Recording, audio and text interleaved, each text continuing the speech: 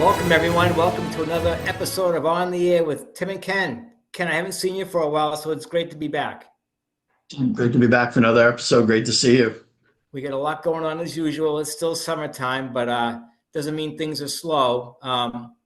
So want to thank everybody for watching, subscribers. I said, Ken, you said we had a few more subscribers, and that's great. And we've got some viewers, and we're thrilled about that. Yeah, I mean, we're thankful for everybody that watches and subscribes. We're really enjoying doing this, and we appreciate you giving us a few minutes of your time. And on the legal disclaimer side, folks, as usual, this is only for fun. Don't take it serious. Just here to entertain a few folks and get you thinking about a few things. So just take it for what it is. Ken, I'm going to run through a preview. You and I talked just before we went on this, and I'm going to run through a preview of what we hope to get through tonight in about 20 to 25 minutes. So here's my list. We're gonna get into the Little League World Series a little bit. We're gonna talk about Major League Baseball with a female umpire, and we're gonna get into some golf. It's the U.S. Amateurs and stuff. Some interesting. That was some great stuff, yeah. Yeah, some great stories there, and kind of the feature I think we're gonna do tonight. Ken's done a lot of work on the whiteboard. We got NFL streaming coming up. It's big. We talked about this back in April, folks. It's big business. It's kind of interesting. It's going to impact all of us. If you watch football or any other sport, it's going to hit the pocketbook. It's going to impact how you watch, how you get the content. So Ken's going to put that together, and I think because I saw some of the notes early, haven't seen them all, so I can't wait to go through it with you tonight. Before we get started, I think you kind of been holding out on me a little bit. You sent me a picture of you hanging out with Tom Brady over the weekend. Like, what's going on with that? Yeah, I'm not a Tom. I live in New England, as I said. I live near the stadium, Gillette Stadium. I'm not a Tom Brady groupie. So, Tom, if you're watching this tonight, yes, I'm a fan, but I'm not a groupie. I happened to go up. They had the Patriots opened their preseason the other night, and before the game, they had a big tribute to Tom Brady. There was a big statue, 17-foot statue to him, and it well deserved, and it was a big thing for the hometown fans. That was Friday night. Saturday, I had occasion to go up to the stadium for something unrelated to Tom Brady, unrelated to the Patriots, and I saw the statue and I got my photo taken. But what it reminded me of was not just all the games and wins and incredible record, but one thing that caught my eye when I was going through some notes and looking at some stuff on this was something that I never realized. Tom Brady played about 335 NFL games. And in every game he played, he was either in a playoff game or mathematically in contention to make the playoffs. So I never thought of it that way. It's an incredible stat. Over that long time, but obviously it's a team sport, so he'd never take all the accolades for that. But I guess when I thought about it, I said, well, I could say the same thing. Every NFL game that I played in was either a playoff game or I was technically still in playoff contention. But when I heard that, I thought that was just a unique way to look at his incredible career. So thanks for letting me mention that. Yeah, he did have an incredible career. I mean, what a great player, and a lot of great memories. I went to games. You went to games there. It was probably the only time you've been there we didn't have to pay like $85 for parking. Yeah, the world has changed. The world has changed, and we'll get into some of those numbers tonight. But I want to kick it off with Little League World Series. It's a big thing. I got some notes here. Just give me a second. I want to get a little bit of a preview on the Little League World Series. Just get a little bit of a history on it. I didn't know a lot of this stuff.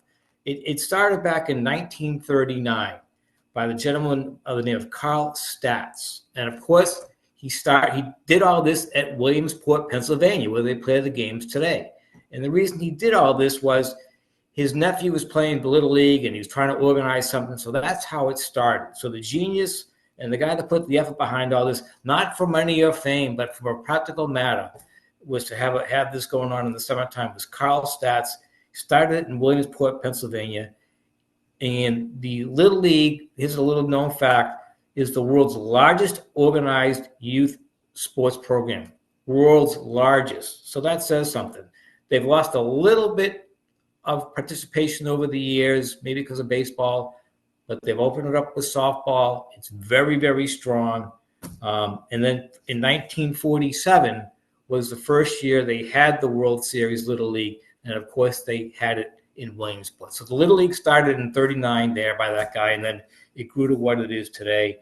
And one of their mottos I noticed, which is really nice, that apparently their motto is no participant gets turned away because I can't afford to play, the financial reason. I know it's probably not a lot of money, but in today's world, every dollar counts and every dollar is stretched. So that's good to know. It's in all 50 states. It's all around the world. So I know it was near you recently, Ken. Yeah, I mean, I know I drove you probably crazy last week with texting you, but down here, I'm in North Carolina right now, and the Little League Softball World Series was about an hour and a half away. It was on TV every day and ESPN. I totally got hooked on it. The girls are 10 to 12 years old. I mean, the talent's incredible, and yet they're acting like 10-year-old girls. It's amazing. It was just so enjoyable to watch. The level of play was crazy. I mean, just they were really, really good. And just you forget sometimes that they're like in what, sixth, seventh grade. Yep. I just saw that the finals, which were on ABC Sunday, they did a 1.4 million average rating and a 2.98 at its peak view, the highest ratings ever, 134% increase from the prior year. Fantastic. Pennsylvania beat Indiana, and both pitchers were phenomenal as well. It was just so enjoyable. Was it a 1-0 score? Was that what the final score was? 1-0. Yep. Yeah. And Great game. I remember coaching my sister when she played softball when she was younger, and it's like underhand softball, and here these girls are fast pitching, and if they're not painting the black, they're getting annoyed. And I mean, No, what they're phenomenal. enjoyable. Totally got hooked. Just amazing play, and it was really enjoyable. That's And great. I know the boys start this week, I think, on Wednesday in Williamsport. And the ratings, that they'll probably do great ratings too. I hear they do over it was 3 just million viewers for the championship that they did last year. Big numbers. ESPN did a great job with the production of it. They did a lot of stuff with the girls, and how I guess all the girls stay on the East Carolina campus, and how they get to know each other, and they're like, high-fiving each other when a girl's getting to, the opponent's getting to first base, total sportsmanship. And it was just really, really great to watch. It's great for the girls. It's great for the family. It's great for the communities involved. It's great for people like you and I that might watch it. And, you mentioned ESPN. I was reading about ESPN, and they have several platforms, as you know, ESPN 1, 2, and multiple things. They broadcast 300 games, Little League World Series games. That's so they really cover it. There's an opportunity if you want to, tune in and maybe watch your state team play or whatever, or you might happen to know somebody, or you're just curious about it. It's like you said, they're good athletes. But it's what sports like you and I remember growing up, right? Like it's totally about having fun. And I mean, obviously the level of play now is just, insanely good. But they're all having fun. Just really, really enjoyable. Like I said, I got hooked. I watched, all week. One of the teams in the semifinals was from 8 miles away. They had over 3,000 people show up on Saturday for that game. Just great support, and it was just it's really good. It's really good sport. One of our subscribers, again, Bernie down in the Tampa St. Pete area, he emailed me and he alerted me that down in Florida that the St. Mary's, I think it's St. Mary, Lake Mary. I'm sorry, the town of Lake Mary, which is outside of Orlando. Both the ladies girls softball team and the boys little league team, baseball team were in the state finals, were in the state tournament. And I guess they're a powerhouse down, small town around 16, 17,000 people. So they were all excited for them. And you got both, the girls and the boys in it. So it was a lot of fun for them. But and now the boys continue on, and that'll be at Williamsport. It'll be on ESPN. And I don't know if the finals were on ABC or not, but I think they usually are. Sure they are. Yeah, I would think they are. So congratulations to all the participants on that, and the coaches, and everybody that helps with that. That's a big thing. Yeah, absolutely. And thank you for to Mr. Carl Stats for getting all that going many years ago.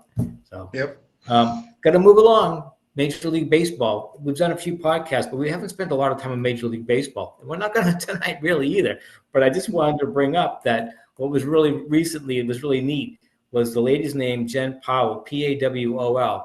She became the first female Major League umpire. She was involved over the weekend in the game, and I read her bio a little bit. She's in her mid-40s. She's got 4 daughters. She's an artist, and she's done all these great things. But she had a good career at the NCAA level in softball and some other sports. So she's an athlete herself. She always loved being an umpire, and she taught some nice lessons for her 4 daughters. You can really do whatever you want. Apparently, she said she was treated very well, getting through all the ranks. She umpired in some minor leagues for a lot of years in NCAA. She earned her stripes, and she loves it. And hats off not just to her for doing all this, but for Major League Baseball for opening that window, because you're doing the right thing. Let's get the best people in there. Obviously, she's more than qualified. So I thought it was great that we'll have some females out there umping these games now as well they should be. So it's great. Congratulations to her. I know the NFL has done it for several years, as has the NBA. So it's great to see Major League Baseball get to that next step, and best of luck to her. Yeah, I'm sure she can hold her own out there. Sure, she's a tough lady. Yeah, So good for her. But she's someone to be admired. So that just a little tidbit up to the side. I just didn't want to miss that one. Golf. We always talk about golf in the spring, and throughout the year we have something. But you mentioned something going on really interesting with the U.S. Amateur Golf. So last week was the U.S. Women's Amateur. This week is the Men's Amateur. Again, to a couple events I get hooked on. I love the amateur golf, the match play. Watched a lot of the ladies. They were out in Bandon Dunes, which is a big resort on the ocean in Oregon. It's links golf. The play was just incredible. Mega Gagne from New Jersey, who's been around she's only 21, but she's been playing in these events for 7 years. Mm-hmm. Finally, got her big moment winning the women's singles. She was 4 down with 7 to go in the semifinals and came back and won and played really well. Again, just great competition, great play. The course is spectacular if you've never seen it. This week it's the men's. They're playing the Olympic in San Francisco, and 2 names of note: John Daly's son, John II, and Ian Poulter. If you're a real golf fan, you know Ian from the Ryder Cup. Sure. And his son Luke is playing, and they're playing today as we're filming, and I think that they're both going to qualify for match play, so it'll be interesting. Oh, that'll be fun. To see them. That'll be fun. And USGA does a great job putting on these events. Their match play is can be really interesting to watch. The seesaws back and forth. So I'll probably get hooked. And these this week on that. Like you're going to see some future champions out there. So you don't always know where they're coming from. You and I talked about this a little bit offline, but during the qualifying rounds throughout the states and everything, obviously they're into the finals, like you said, but throughout the summer when they have these qualifying rounds throughout each of your states, you can go to these things and walk on. You'll see a beautiful golf course, and you don't know the next star you're going to see. You're going to see some great players out there, and if you're a casual golf fan, and you can get out there on a Monday or Tuesday whenever they have these things on these courses. It won't be a big crowd. You can get in, you can watch these people play, and it's just a great thing. There may have been 100 people following the ladies around in the finals, and there's no ropes, not like at a U.S. Open or Women's Open. They just, like you said, they're walking around, and sometimes you see the players have to kind of walk through that to get. It's really to get to these. You get a chance to go to some of these courses that you wouldn't normally get to play. You and I are both fans of the golf courses. Just want to see them sometimes, how great they are. Yeah. So Yeah, next year you keep it on your calendar and you have a chance. It's a great way to see a great sporting event. Not it's not a financial constraint on it. The crowd's not going to be a hindrance to you. You can no, get they're in there. free. Yeah, you can Yeah, get they're in free. there. And sometimes you go to a PGA event and you don't want to go because it's too crowded, or, and you can't handle that or whatever. It's not convenient for you. But these things are closer to you than you think because they're all over. They're in every area of the All over country. the country. Yeah. Yep. So keep that in mind. We'll have to do that next year. We'll preview it before it comes up so that people remember. Oh yeah, if I can, get out there for half a day or a day or whatever, and they want to do it. There you go. It's a great way to take in sports. People talk about the price of sports and where it's can't afford it, but really, Take your kids, yeah, and you just introduce see them to some the game. amazing golf. Yeah, yeah. So So like you said, the USG does a great job. you do a great Speaking job. about affordability, money, our next topic we're going to get into is we talked about this a little bit back in April, I believe. We previewed some of the streaming, where it's going with sports, costs. It's we're talking billions of dollars. Where millions is just a rounding error. You're the math guy. You know the numbers. You putting some time into putting this whiteboard together for us. Yeah, Um, so we've got a couple of whiteboards for you. So we mentioned earlier in the year, ESPN was coming out with a streaming service. yeah, Fox is coming out with a streaming service. We're going to get into what's included in those and the prices and stuff. And there's been some media renewal contracts. So we're going to cover, as much as we can tonight. yeah, There's been a lot of movement as people are trying to get ready for the season. yeah. So, Like you first said, the ESPN. season starts September. The NFL opening day is September 4th. Right. And ESPN's going to go live on August 21st with their streaming service. And, they just made a deal with the NFL, Yeah, where the NFL is giving them the NFL Network, the NFL Red Zone, their fantasy football stuff.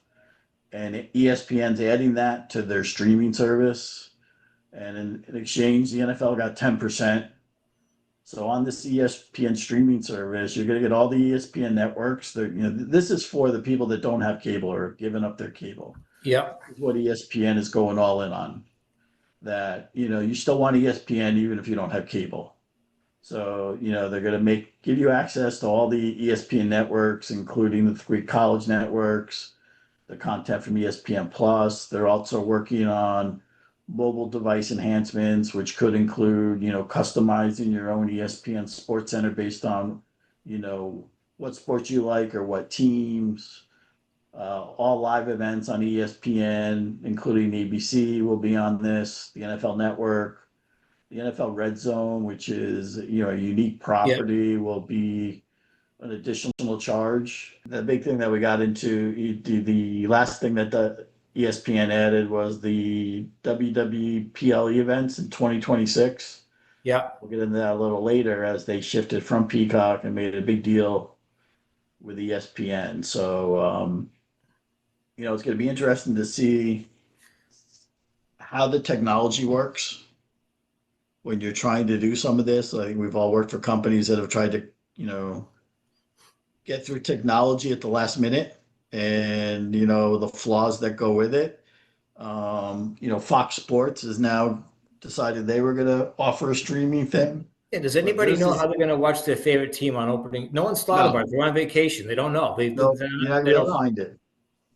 they don't know where they're going So, to find it. They don't even know yet. so, so the Fox Sports is going to be a little different. They're not going to offer any original content. They're just going to link up all the Fox networks, Fox Sports, FS1, FS2, Fox Okay. News, Fox Business, Fox Weather. It's not going to include Fox Nation, but again, this is new for Fox Sports. ESPN at least has a platform with the ESPN Plus platform to go by. So it'll be really interesting to see how the Fox Sports. Where are you on the Um, costs on this? Nothing's well, free. we're going to get to the cost. The costs are these again. They say these are the costs for the first 12 months. Okay. All the streaming costs have gone skyrocketed. And so, the costs for, the ESPN streaming for a standalone is $29.99. Now, I think much to a lot of people's surprise, ESPN and Fox came up with a package deal that if you buy both streamings, and they don't really Yeah. have a relationship except for this, that you can get the two for $39.99. You can see how where the other prices are with, Paramount Plus, and we'll get into in the next segment. It just made a big deal with the UFC. Peacock's just made a big, it was just NBC just made a big deal with the NBA last year. Yeah. Netflix and Amazon Prime, they're still involved with the NFL and I think to an extent Major League Baseball with Amazon Prime. So, these prices are pretty high, I think, to start off with. And, everything you read is, well, these are good for the next 12 months. So it's going to be interesting to see, you know, what happens after the 12 months after they've convinced you to get rid of your cable. Right. Once you've cut Go to that. our streaming. You don't need the rest of the cable. It's going to be just as expensive as cable And is. that's that's per device. So if you're I a young person with a big phone and you travel, you always like looking at stuff on your phone.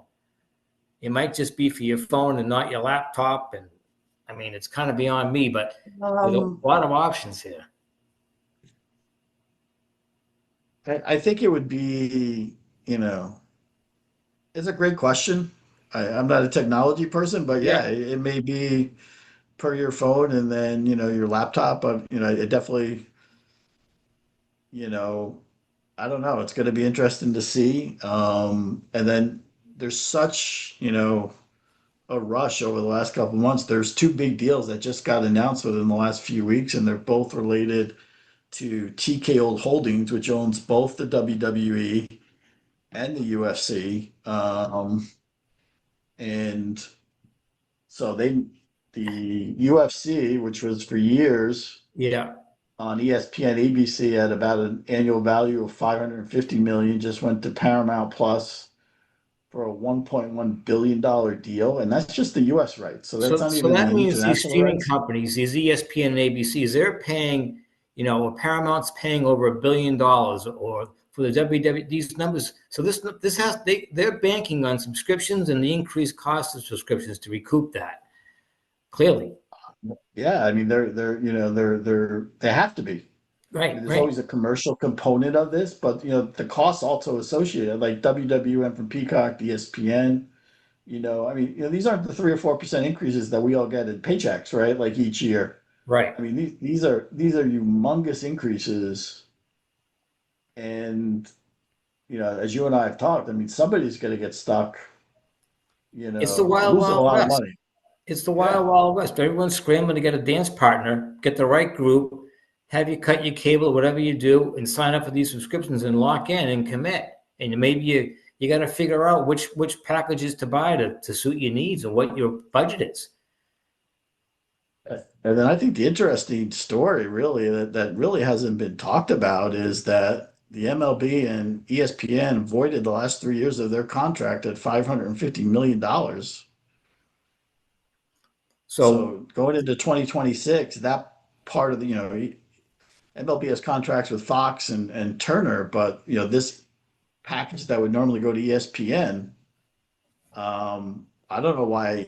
I mean, where are they going to go to get that money? And how much of this money, can you count on right. from new subscriptions? I know UFC is claiming that they have, humongous followership and that, they think all their fans are, just going to automatically go to Paramount. And, you know, I watch Shark Tank. I know you watch Shark Tank. Yeah. Kevin Leary's always like, be leery of, if I can get, 1% of all the clicks to go here, I'm going to make some money. And I think somebody here is going to lose badly.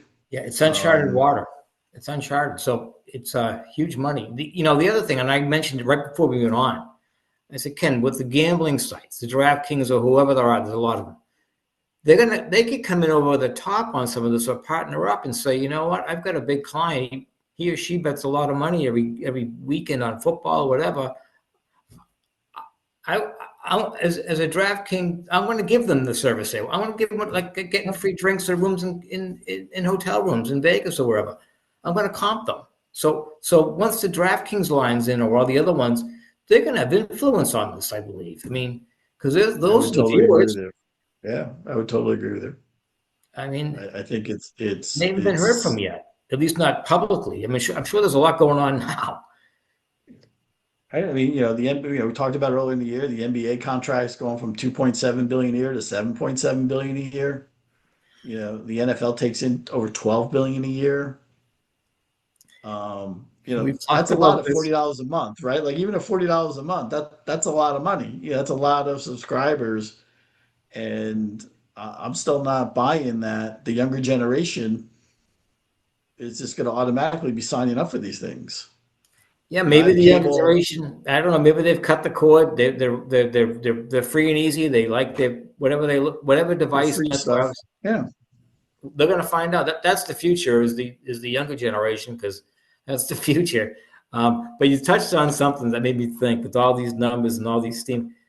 And on the sidelines, you get the WNBA. Those women, they're going to see all these numbers and they're going to know somehow that ownership is somehow the owners are getting some money out of all this. So where's their piece? They're going to. It's we're going to talk a lot in the future about the WNBA, Yeah. but yeah, they've got to be seeing these billions and figuring why can't they get a better piece of the pie. Yeah. I have cable, I've got a streaming. Um, I think channel surfing on streaming is terrible. Like it's hard to go find something, right? Like Funky. like all weekend I'm sitting there flicking back and forth between the girls softball and the girls U.S. amateur. It's Yeah. pretty easy. I'm just flicking one channel, right? If you're gonna have to go from Paramount to watch a CBS football game into Fox Sports to watch a game and back and forth, like you're gonna give up. So I mean, I know we're running out of time. We tried to cover a lot. Yeah. You got a lot in tonight. So well done. We did get a lot in. Thanks everybody for staying with us. We'll try We to do really recap appreciate it. it. We're going to watch this and try to boil it down as it gets more crystallized too. It's all just flying now, and the season's coming on, and these news reports we're reporting on these numbers, these are changing every day. So Every day. we There were could have going been to do something this changing when podcast we're 3 days filming ago, but this. it kept changing, so we couldn't quite nail it. So we just do it now. So So we'll leave you with this. We're told we have a Twitter X account. I haven't been on it. I don't think Tim's been on it, but we have one set up. It's Tim Ken Podcast, TimKenPodcast. We'll learn how to get on it and post stuff, or there'll be links to the episodes. So we're out of time. Thanks everybody for joining us. thanks Tim, great everyone. seeing you. Enjoy the And Little League and the World Series of Little League and everything yep. else coming up. All right. Good night, everybody. Thank you.